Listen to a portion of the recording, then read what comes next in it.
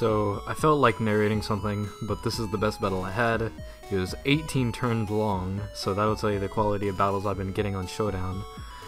That might have something to do with the fact that I'm only playing 4th gen, and no one plays 4th gen ever anymore, which is really disappointing, because 4th gen is a lot of fun. But anyway, this is what I've been doing to kind of artificially extend the battle, as it were.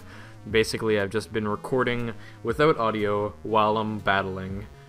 It kind of reminds me of the old Diamond and Pearl days, where people would record without the Versus Seeker with like their webcam to the DS screen, and I really like that for some reason, like the old NBZ Uton Mega Titan days, and that's kind of what I'm trying to encompass in this shit.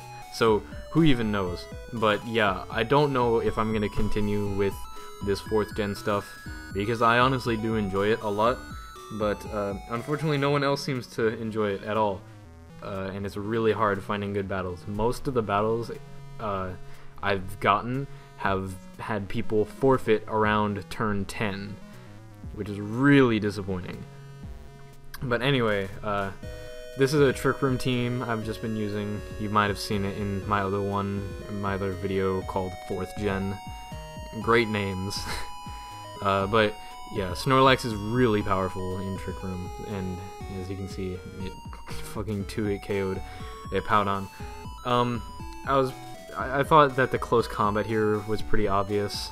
I was considering sacking my Smeargle, but I figured since I hadn't seen the rest of his team yet, Smeargle might have better purposes for sacking later. So I just decided to try and predict the close combat and go into my Dusknoir.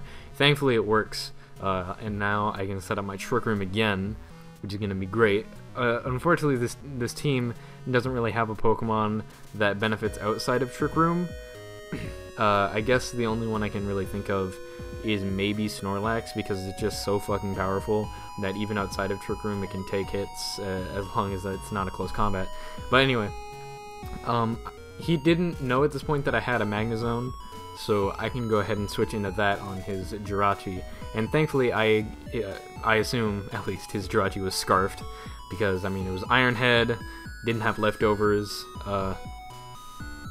so it was a really bad situation for him, because you know, Trick Room and Trapped and all that shit. So yeah, basically his Jirachi is just wasted here, which is really nice, because in 4th gen that thing was a fucking monster. Still is a monster in 4th gen, acting like 4th gen's not even existing anymore.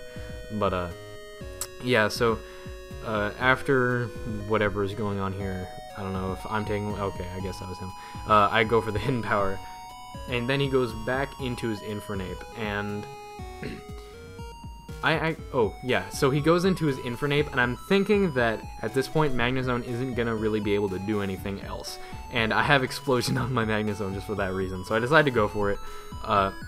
And now I can go into my Smeargle to scout what he wants to go into, just hoping that he didn't go into a setup sweep or anything like that.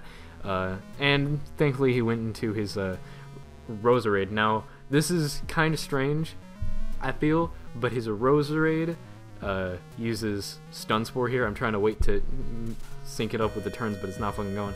He uses Stun Spore, which is strange, because I'm pretty sure it gets Sleep Powder. But whatever, that's his prerogative. And I'm just going to put him to sleep. What I should have done right here is I should have gone for the Trick Room and then killed him with Endeavor. But instead I just go straight for the Endeavor, and because of that I'm going to end up losing my Smeargle and my Snorlax, as you'll see in a bit, because he goes into a Vaporeon, that's the name of the Pokemon, which I assume is Specs, or I don't fucking know, maybe it's Expert Belt. Either way, it's powerful.